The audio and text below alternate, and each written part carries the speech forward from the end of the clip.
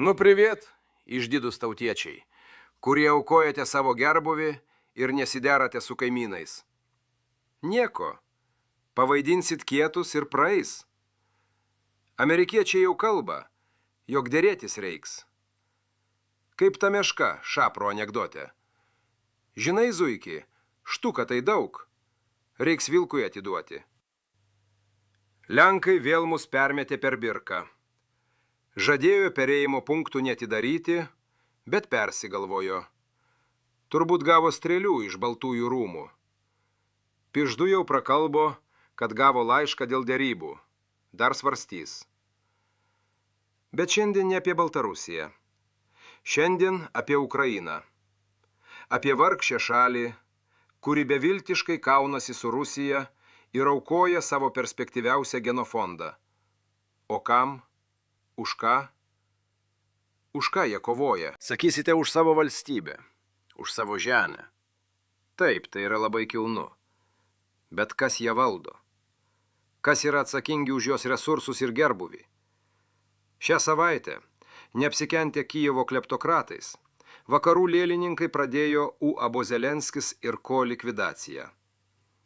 Aišku, tai vyks palaipsniui, nes visai tarptautiniai šio UABO akcininkų šaikai reikia išsaugoti savo miltuotus veidus ir kažkaip vartytis prieš savo žmones, bet apie viską trumpai drūtai. Kijevo istorijoje dar ilgai bus prisimenama diena, kai Ukrainos nacionalinis kovos su korupcija biuras pradėjo plataus masto operaciją kodiniu pavadinimu Midas.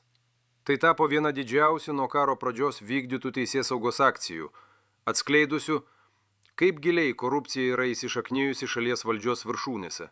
Tyrimas truko daugiau nei 15 mėnesių.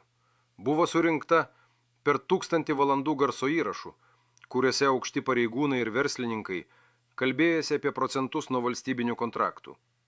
Pagrindinis veikėjas – Timūras Mindičius, pramogų prodiuseris, verslininkas ir prezidento Volodymyro Zelenskio artimiausias partneris studijoje 95 kvartalas.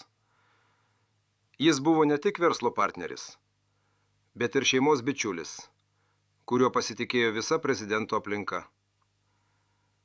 Kai tyrėjai atvyko atlikti kratų, Mindičiaus šalyje jau nebebuvo. Jis pasitraukė vos prieš kelias valandas iki operacijos.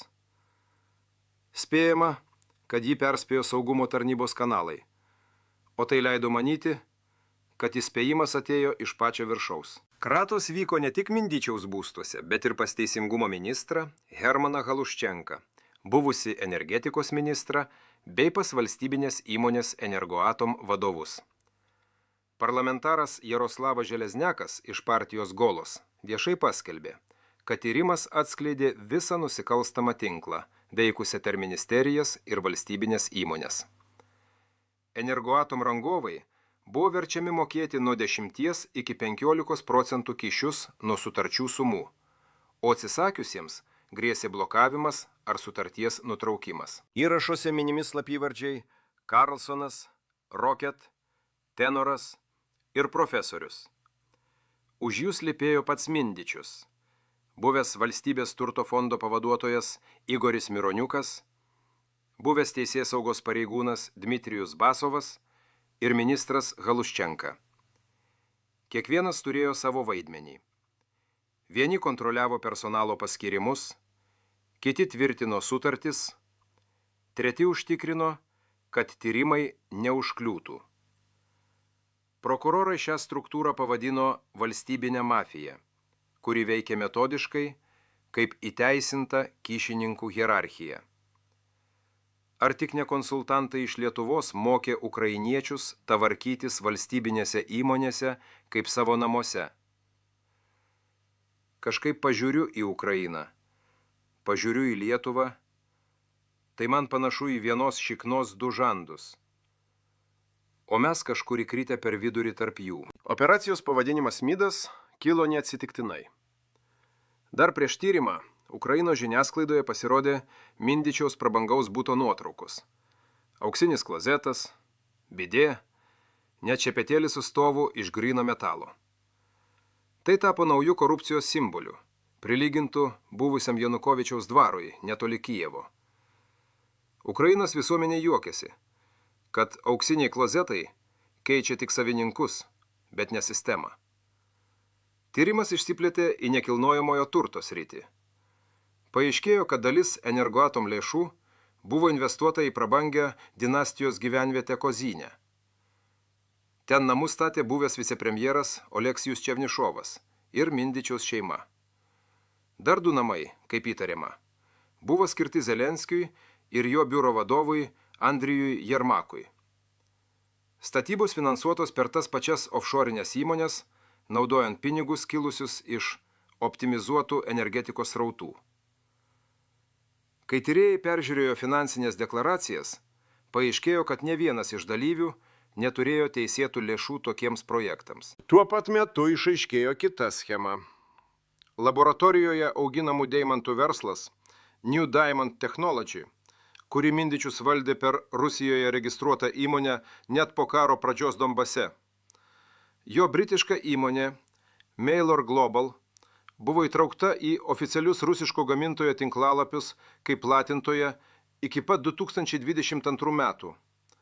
Deimantų eksportas tapo idealiu būdu plauti pinigus. Investicijos atrodė legaliai, bet realiai tai buvo kyšiai, paversti brangakmeniais. Per kratas rasta milijonai dolerių. Dėžėse, čiužiniuose, net drabužių spintose. Dalis banknotų turėjo Kanzaso Sičio ir Atlantos bankų žymas. FTB ekspertai patvirtino, kad pinigai buvo išgryninti JAV ir neteisėtai pateko į Ukrainą. Po šių atradimų tyrime oficialiai dalyvauti pradėjo Jungtinių valstijų federalinis tyrimų biuras, kuris Kijeve turi savo biurą pagal bendradarbiavimo memorandumą su NABU. Amerikiečiai spaudė ukrainiečius paviešinti tyrimo duomenis, nes buvo įsitikinę, tai gali būti JAV mokesčių mokėtojų pinigai, išgrobstyti korupcijos grandinėse. Kai žurnalistai paskelbė tyrimo medžiagą, Zelenskio administracija reagavo įprastai. Pavadino tai Rusijos dezinformacija. Bet kai tyrime pasirodė FTB pavardės, retorika pasikeitė. Vakaruose jau nebeapsimetė, kad nieko nemato. Pradėta kalbėti apie aukšto lygio korupciją, kurios mastas kelia grėsmę pačiai paramos sistemai. Netrukus pasitraukė keli pareigūnai, kiti pabėgo į užsienį, tarp jų pats Mindičius, pasitraukęs į Izraelį, ir broliai Cukermanai tvarkė jo finansus. Ir ko tos ukrainiečius į tą Izraelį taip traukia? Vos tik šiknas pačirškina, tai tuoj į pažadėtąją žemę bėga. Vienu žodžiu, visa vakarų žiniasklaida mirga antraštėmis apie stambaus masto korupciją ir Ukrainos reputaciją. Apie tai, kaip tai gali sutrukdyti jos perspektyvom įstoti į išsvajotąją Europos Sąjungą ir nenugalimąjį NATO bloką. Mūsų portaliukščiai nebeturi kur dingti. Irgi atsargiai įkelia verstinius straipsnius trumpam, bet ant viršaus užmeta apie Zelenskio įspėjimus, apie tai, kad 6 kartus vėžiu persirgęs Putinas jau tikrai užpuls Europą 2029 arba 30 metais. Visa ši istorija tapo nebe Ukrainos vidaus problema, o tarptautinio sindikato veidrodžiu. Vieša paslaptis, kad Wall Street bankai jau dešimtmečius plauna juodus pinigus iš narkotikų, ginklų ir karų, kuriuos patys finansuoja. Kartu dirba ir viskas toguoja spec tarnybos ir Vatikanas.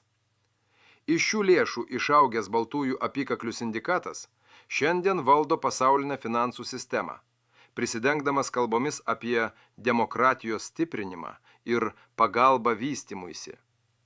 Kiekvienas karas – pelnas. Kiekvienas fondas – naujas pinigų plovimo cechas. Tie patys bankai, kurie šiandien finansuoja ginkluotės tiekimą Ukrainai, rytoj duos kreditus jos rekonstrukcijai. Tie patys konsultantai, kurie dabar kalba apie skaidrumą, rytoj ims komisinius už atstatymo projektus.